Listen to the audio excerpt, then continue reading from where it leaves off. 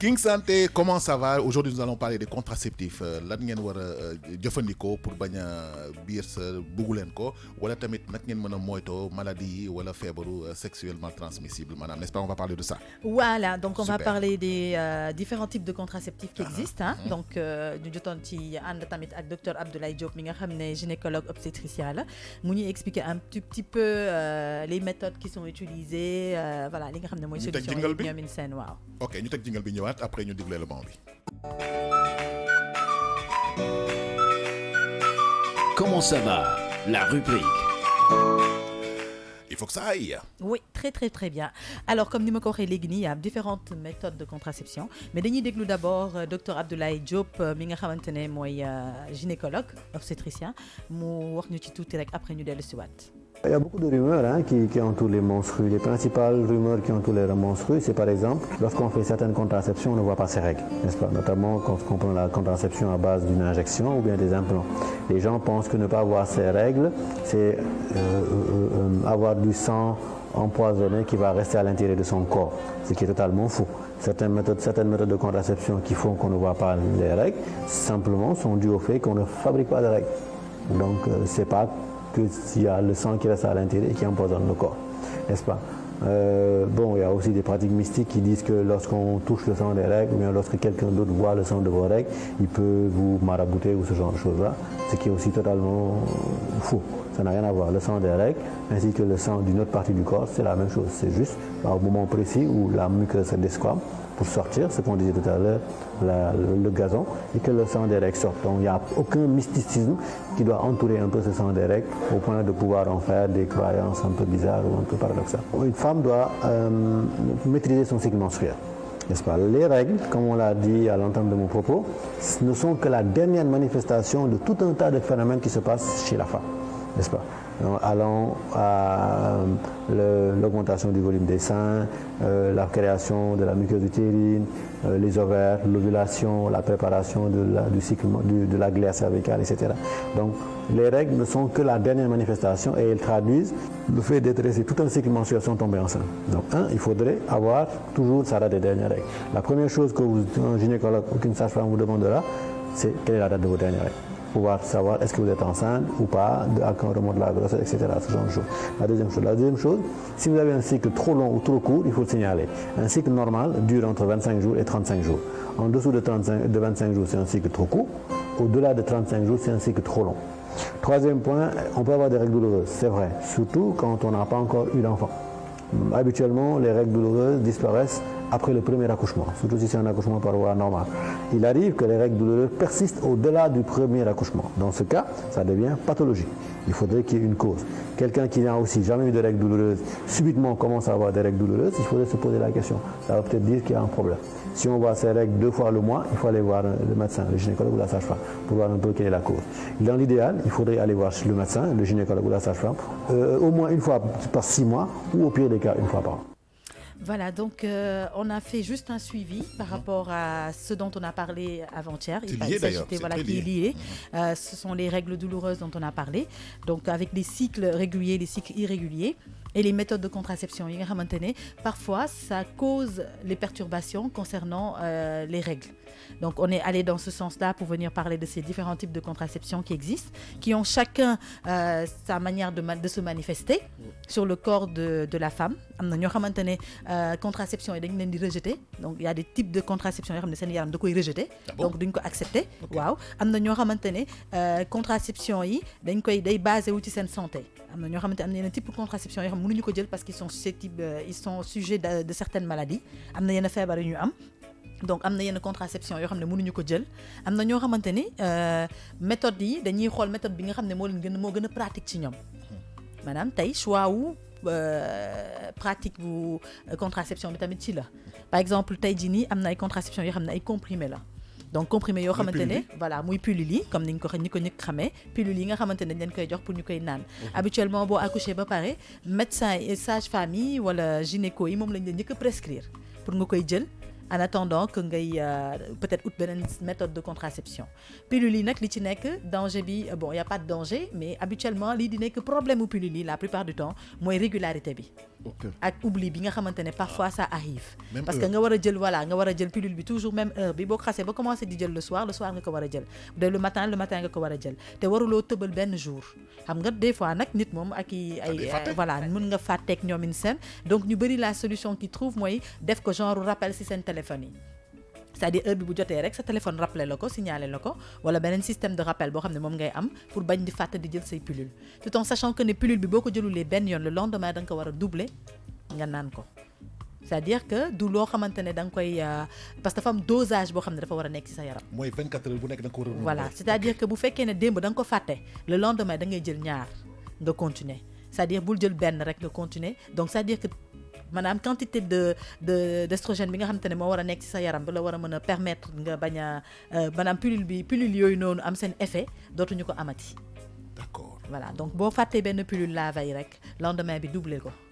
mooy waral fin de boo jëlee sa pilule ba mu jeex quantité bi nga xamante ne moom nga war a am sa biir yaram dosage boobu noonu mu nekk ci sa yaram bu amee benn bu ci manqué rek dosage bi manqué na donc tu as de fortes chances à ce que nga mën a jël grossesse ci biir maanaam mu perturber sa cycle de telle sorte que mën nga ci jël grossesse donc muy pilule yi donc ñu bëri en général duñ ko def comme choix comme premier choix habituellement c'est parce que dañu ñàkk pexe moo tax ñu koy jël am na ñoo xamante ne pilule yi da leen di grossir loo bu ñu naan pilule daf leen di grossir loo donc ñooñu moo tax d'habitude duñ ko choisir tamit am na ñoo xamante ne c'est parce que seen estomac peut-être attanu ko ou y a d'autres effets yoo xamante ne peut-être côté santé duñ leen ko prescrire voilà effet secondaire yoo xamante ne du leen ko prescrire voilà donc mu am yeneen méthode tamit comme ni ma koy waxee rek yoo xamante ne bëri na trop am na ñoo xam ne piqûre bi la piqûre dañuy piqûre chaque 3 mois donc loolu tamit ñu ci bëri dañ koy def pour noppal seen bopp mooy maanaam bu ñu piqûre wee xam nañ ne dans 3 mois encore la ñuy mën a piqûre waat mais li danger bi nekk foofu tamit mooy 3 mois yooyu noonu il faut pas que nga raté ko bu 3 mois yi jeexee rek demal delluwaat nga defaat piqûre bi parce que da ngay am fiche de santé bu lay permettre nga xam ban délai la sa nga war a delluwaat pour dem seeti ji sage-femme bi wala gynéco bi pour mu defaraatal la piqûre bi de telle sorte que ne bu fekkee ne délai boobu jot na une semaine après tu n'es pas allé renouveler sa piqûre boobu noonu entre temps mu tombé nga ovulé da ngay jàpp grossesse donc ça arrive à beaucoup de gens yoo xamante ne loolu mooy nekk seen cas de grossesse yi parce que dañuy war a dellu piqûre ñu fàtte date bi romb ko en 1 semaine 2 semaines le temps ngay fàttale ko ci diggante bi nag bu fekkee jot nga ci am ay rapport jot ci ovulé automatiquement da ngay jël grossesse moo tax carnet de santé dafa am solo voilà automatiquement da ngay jël grossesse donc am na ñoo xam ne nag jig na leen te am nañu kii boobu patience boobu noonu ak suivi boobu noonu de telle sorte que ñoom xam nañ ne dañuy fàttaliku seen date ba tax dañuy dem defi jiwaat seen piqûre donc piqûre bi gën leen jig que yeneen yi mais am na ci ñoo xam ne dañuy wax ne piqûre bi da leen di may yaram tu vois donc ñu ci bëri c'est pas le choix qu'ils font aussi mais am na ñoo xam ne moom la ñuy choisir am na yeneen contraceptif yoo xamante ne stérilet bi la bi nga xamante ne ci biir lañ koy def voilà ci biir vagin bi lañ koy def mu am ñaari type nag ñaari façon la am na boo xamante ne genre anneau lay nekk am na boo xamante ne genre appareil la bu ñuy def ci biir donc ñu ci boobu c'était une méthode boo xamante ne ñu bëri dañ ko daan def donc parce que boobu c'est une méthode qui peut durer boo xam ne mën na nekk ci yow pendant 5 ans est-ce que tu vois te doo ci jël grossesse pendant 5 ans tant que dindiwuloo ko donc qui est différent de piqûre yi nga xamante ne chaque 3 mois la bii mën na durer 5 ans après li ngay def mooy chaque fois ngay dem di def consultation ñuy xool ndax il est toujours bien placé ndax déplacé wul ndax lii ndax laa donc loolu muy beneen système de contraception boo xam ne ñu ngi koy utiliser donc ku nekk daal ak ce choix comme ni ma ko waxee am na ñoo xam ne injection ay condom masculin wala féminin la ñuy utiliser. mais préservatif. waaw préservatif masculin féminin moo leen gënal. comprendre nga que di jël ay pilule ak ñoomin seen. donc voilà ce qui veut dire que du ñëpp ñoo xam méthode boobu tamit mais de plus en plus ñu ngi gis ne nit ñaa ngi koy utiliser c'est recommandé aussi. am na diaphragme bi cap cervical bi tamit ñoom ñëpp c'est des systèmes de contraception yoo xamante ne de plus en plus nit ñaa ngi koy utiliser. léegi nag lépp dépendre na ci sa organisme ak noo koy adapté par exemple stérilet bi am na ñoo xam ne mënuñu ko supporter c'est inconfortable ci ñoom. stérilet mooy lan tu penses pas que ni avant nit di def yenn méthode de contraceptif yi ay stérilet comme yi nga fi wax léegi waruloo dem ci médecin mu bindal la ay analyse nga xool ndax sa yaram dina mën a adopté wu ak li ngay def parce que souvent da ngay gis koo xamante ne danaan bu mën naa ne ay pilule dafay métti sama xol bi wala sama fit bi du daal xam nga li ma la wax mën na la indil yeneen problème yoo xamante ne souhaité woo ko ci woon ay problème mu tension am na ñoo xam ne bu ñu ko naanee day monter sax seen tension yi bi yeneen yi aussi lu ci mel ni stérile bi nga wax ak xaw ma sax nu mu tudd bi ñuy def nii si loxo waaw mooy kii bi voilà am na ñoo xamante ne dañ ak koy def brin bi waaw am na ñoo xam ne bu ñu ko defee dafay rëcc mën na benn bi mën na réer parce que mës naa waxtaan ak benn nit mu ne ma daf ko mës a def ci loxo mu réer ba dañ ko doon seet toog na lu yàgg di def ba nar a def traitement pour mën a jëlaat grossesse muy doog a feeñ ba dañ ko mujj repêché est-ce que des fois yooyu noonu wóor na ñu koy def voilà donc comme li ma la wax sànq rek tey jii nii képp kuy def contraception du loo xam ne da nga koy jóg rek defal ko sa bopp da ngay dem seeti ji sage-femme wala nga dem seeti gynécologue mi nga xamante ne moom balaa mu lay defal man de bokk ci li ma xam mooy la plupart du temps balaa ñu lay defal dañ lay wax méthode bu nekk lan mooy aspect am ak lan mooy risque yeeg conséquences yeeg ñoom yow nga xam ko mooy maanaam tey boo demee ci sage-femme ne que dama bëgg jël contraceptif la plupart du temps il te conseille directement les comprimés ñoom comprimé bi lañ lay proposer directement voilà ils ne prennent pas de risque ils te proposent les comprimés parce que comprimés yi yu ci benn partie bi yëpp ay fer la tout en sachant bon après il y a des gens qui ne supportent pas le fer par exemple man je ne supporte pas le fer su ma koy naan daf may def aigreur d'estomac donc j'ai toujours tendance à avoir envie de vomir comprendre nga man fer effet boobu la may def donc moo tax man je ne préfère pas les comprimés parce que contraceptifs yi la plupart dañuy am fer parce que fer boobu sax moo lay jàppale par rapport ak déjà perte de sang bu bëri bi ngay am booy gis say règles nga xam ne day am parfois anémie donc du coup comprimés yi moom la ñuy njëkk a favoriser moom la ñuy njëkk a proposer nit yi selon sa organisme mais comme je dis à chaque fois rek nit ki bu lay wax dara docteur bu munti doon wax ko li nga xam ne moom nga am comme feebar te ñoom dañu lay poser question boobu sax à savoir lan ndax am nga ay anomalies ndax da ngay tuux ndax da ngay naan ndax da ngay lii loolu yëpp c'est des questions yoo xamante ne régulièrement les médecins te le posent avant ñu lay jox quelconque traitement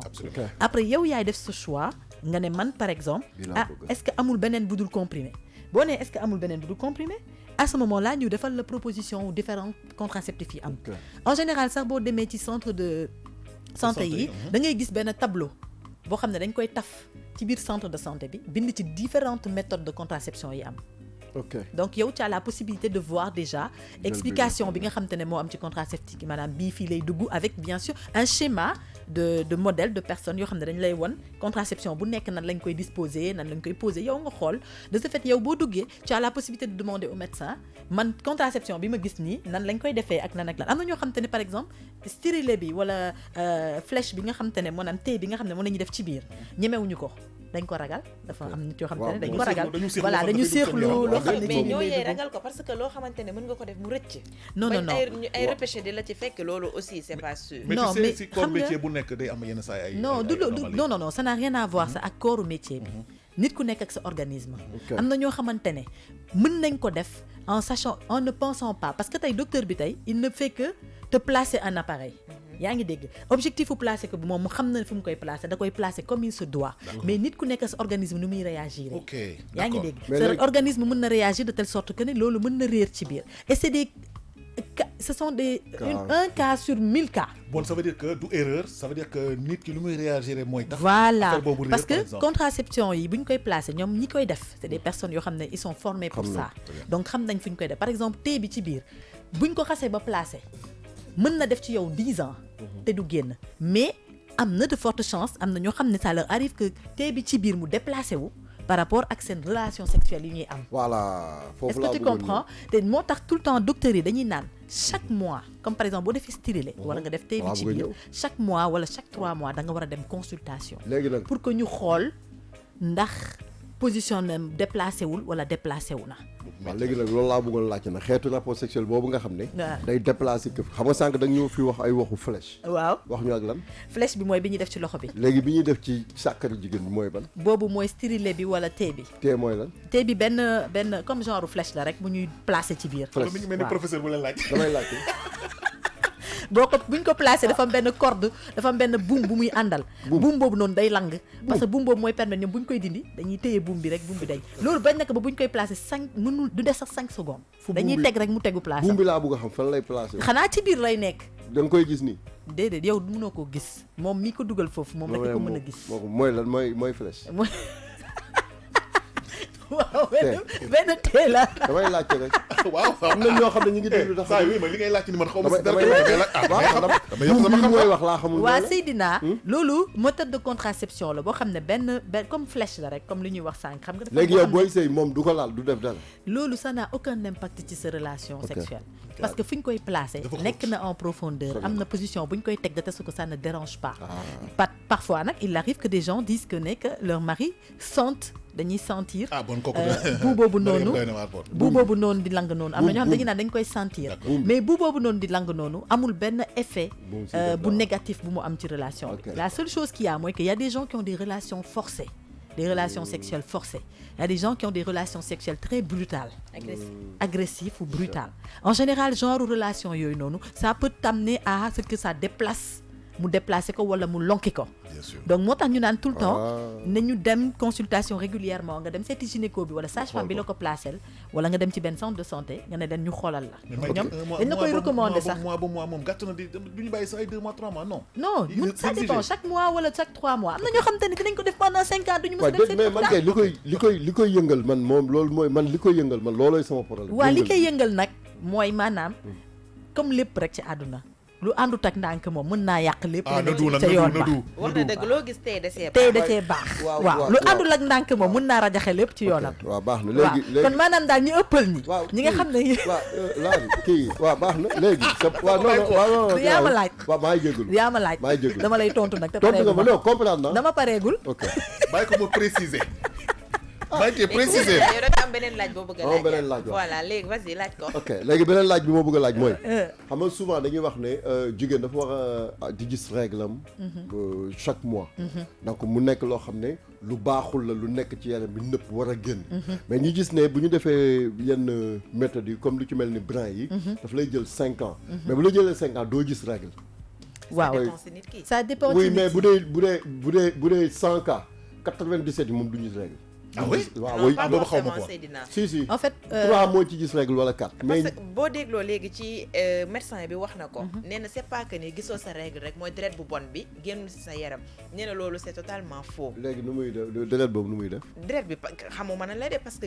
génnul xamuma na en fait lay da nga def mais dul comme li ovuler nga jàpp ci sa biir. da nga dul ovuler doo mën a jël xam nga tant que produire ovule boobu noonu deret bi du génn comme ni nga ko waxee woon bee passé mooy maanaam gazon bi muy expliqué noonu nga xam te ne dafa war a liggéey ovule boobu noonu il faut que mu produire ko ba pare il faut nga produire ko ovule boobu noonu produire génn nekk position am dem ba comme li ma lay wax rek di wër man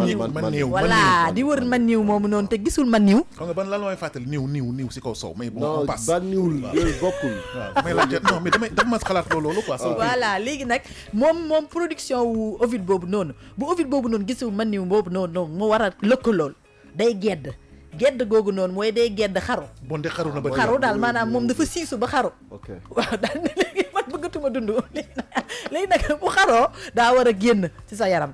léegi nag loolu noonu nga dul produire en fait loolu lay waral doo mën a gis say règles. ku ovulé wul est-ce que comprendre nga ku ovulé wul mënoo gis ay règles donc. dafa nekk benn système boo xamante ne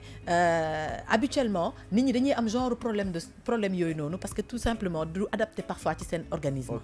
xam nga tey di nga def benn affaire boo xamante ne comme li may wax léegi nii rek nga jël benn méthode de contraception te adapté wul ci sa organisme mais ce que les gens doivent faire mooy que tey genre yooyu noonu boo ko defee 1 mois tu ne vois pas tes règles tu trouves que c'est anormal parce que tu n'es pas habitué à ça tu dois aller voir ton médecin nga ne ko man kat bi ma defee méthode de contraception bi ba léegi gisuma samay règles moom dina la wax est-ce que c'est normal ou si c'est anormal bu fekkee c'est anormal le médecin a le devoir de te donner une autre contraception. dëgg la. parce que moom amul droit bàyyi la ci loolu noonu tant sachant que ne àndul ak sa organisme boobaa lu la ci mënti daal moom il est fautif. Donc ils sont formés pour ça ils savent quelles sont les procédures à faire concernant quelqu'un boo xamante ne dafa am problème boobu man j'ai une amie qui a une fois fait la contraception wu téye boobu noonu parce que dafa bëggoon lu ko noppal parce que boo ko defee tu es à l'abri pendant au moins 5 à 10 ans du la gêner booy dox déggoo li ma la wax da nga ciy gis say règles di ci def say rapport doo sax da ngay fàtte sax ne yow am nga loolu léegi yaa ngi dégg léegi leneen li ma bëggoon laajte rek excuse-moi dama gis gel yi saa yu defee planning dañuy pata gel yëpp yàqu la non am nañuy pata am nañuy jeex kii waaw mais ñi si gën a bëri dañu pata dañu pas pata mais dañu jël yaram toujours su may wax du pas minorité bi damay wax majorité bi. Majorité waaw en général. ci gën a en général gel yi may gis yëpp gel yi fi pataan yi nga gis ñu mbëxal yëpp amay biir yu lang ak amay taat yu génn ak yooyu noonu yëpp. waaw yow tamit ku la waaw may nga préciser non mais loolu olof la bu ñu ko làkkoon ci tubaab day fes kenn day am lu muy wax. non bu ñu ko waxoon ci tubaab fes day am kenn lu muy wax. olof a dëgër rek ci naan leneen day am. olof day dëgër moo rek. tax ñu wax taat bi. waaw. est-ce que ñoom loolu noonu pataa boobu bëfri boobu moom lu tax lan la est-ce que amul inconvénient parce que damay gis gel yi dañu am ay tension ñi dem d'autres maladies yoo xam ne dañuy fol parce que dama gis lu ci gën a bëri ci jigéen ñi il suffit que ñu sëy ba am doom ba def contraception rek dañuy changer seen yaram yàbbee ko c'est moment non dañuy changer complètement ñii dañuy pataa bu grave wala dañuy changer daal loolu lan la loolu man laa de ko bëggoon laaj man de sax côté man. boobu Ok. noonu du ma ci juger gaaw parce que am na ñoo xamante ne seen pata jógewul sax ci contraception yi xam nga ba passé wax naa ko fii ci en passant ma ne am na jigéen yoo xamante ne ñeex gi bu commencé dugg seen yaram sax seen yaram développé wu. yaa ngi dégg. waaw ok man niw man niw bi man niw bi. maanaam man niw bi bu commencé dugg seen yaram day mel ni vitamine C dañuy commencé di vitamine E yeeg B yeeg C yeeg B1 yeeg B2 yeeg ñooy seen garab voilà maanaam léppay développé wu seen biir yaram. est-ce que am na ñoo xam ne nag contraception lay nekk. parce que tout simplement mais nag pour man nga def contraception nga jël ci yaram ba am ci yeneen feebar pour man c'est pas la cause forcément du contraceptif hygiène de vie bi nga war a am la parce que prendre des contraceptifs et tu n'as pas une bonne hygiène de vie aussi mën na nekk loo xam ne inconvénient lay nekk ci sa santé. alors tey méthode de contraception yi dafa lay permettre nga mën a am comment on dit rythme sexuel régulière. yaa ngi dégg rythme sexuel régulière boobu noonu maanaam tu as régulièrement le ménéo qui est dans ton organisme qui est sous forme de vitamine maniw le maniw qui est dans ton corps qui est un système voilà maniw c'est très important voilà c'est très important dans la vie d'un être humain. avant ngay tëj xam nga lan laa la bëgg a laaj est-ce que jël méthode planning est-ce que baax na waaw si waaw loolu mooy question bu baax bi sax sage-femme yi ci li ma dégg naa ñoom ñi nga xamante ne ñoo koy digal jigéen ñi ñoom si seen bopp duñ ko def non loolu moom d'accord man si sama bopp nag sincèrement man planning ñemewuma ko wóoluwuma ko parce que jigéen ñi léegi bëri nañ ay feebar yu ci bëri que ñu nangu ko wala ñu accepter ko ci feebar yi ci loolu même bu fekkee ne loolu non man je ne suis pas d'accord am na ci benn impact si maytee non médecine day dox tamit waaw peut-être yow ñemewuloo ko mais ñeneen ñi peut-être xam nga ñeme nañ ko dinañ ko def parce que amuñu choix mënuñoo toog chaque instant di ëmb di wasi di ëmb di wasi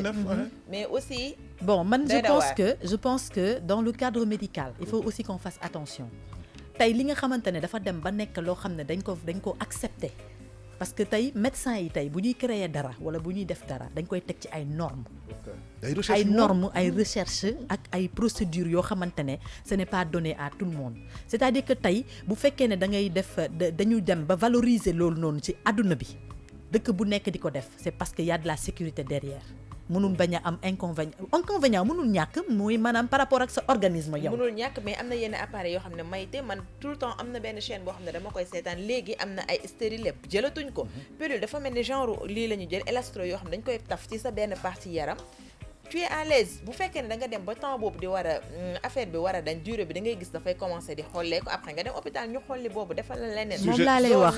ma ne la y a différents types de contraception qui existent y a aucun médecin qui va forcer à quelqu'un de faire quelque chose on te dit y a telle ou telle chose yow nga def sa choix ñoom bañ nañ ko ba il te donne le choix de choisir de prendre celui qui t'intéresse et celui qui t'arrange donc yow yaay xool par rapport ak yow sa style de vie ak sa organisme ak li nga xam te ne moom nga sentir ak moom nga yëg parce que boo ko yëgulee tamit bul ko def mais ñoom ñooñu noonu di ñu defal méthode de contraception dafa am ci ay bases yu ñu ko teg bu wóorul woon duñ ko créer ba pare lenn tam il faut que nit ñi ñu comprendre ko parfois les gens ont des anomalies qui n'ont rien à voir des maladies qui n'ont rien à voir avec la contraception ils vont pas se soigner duñu dem ci docteur dem defi ay analyses duñu dem faju ji bu ñu jógee ñu ne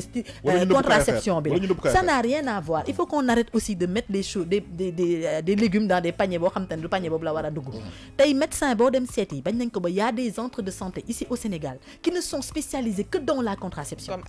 comme muy ASBEF di Méristop international bi nga xam ne c'est des organismes internationaux ils ne sont là que pour ça ils ont des personnes spécifiques ñoo xam ne dañu jàng loolu da ngay toog ñu conseiller la li tax tey ñuy wax méthode de contraception c'est pour éviter les grossesses rapprochées loolu kese la sinon bu ñu xoolee sax ci suñu religion yi surtout Sénégal fii ce n'est pas bien vu c'est maintenant sax qui commence à accepter ça mais dans la religion ils interdisent la contraception parce que dañu ne jigéen ñi dañu war a jur amuñu pour di limiter seen bopp ci jur Ah, ben mais loolu lenn nag, dafa am tamit on est dans une conjoncture boo xamante ne xoolal boo dul espacer sa jur tamit sa njaboot ngay sonal waaw gars yi nag xoolal heure bi passé na bu yàgg. waxtaan bi xumb rek te neex xam nga mbirum jigéen ak mbirum contraception moom c'est vraiment intéressant, waaye c'est góor ñi intéressant. man sama mot de De la la fin. fin mooy que góor ñi nga xam ne dañu yaakaar ne contraception am na benn effet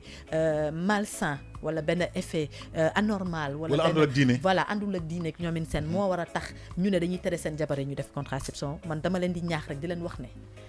tey àdduna bi toll na niveau boo xamante ne àdduna bi métti na métti goo xamante ne nga jur sa doom teg ko ci condition yu baax yor ko ci condition yu baax maanaam espacer say jur day tax sax say doom ñu màgg normalement mais diine quand sax nee les na nga enfants toog sont 2 ans trop doog a jël grossesse. voilà donc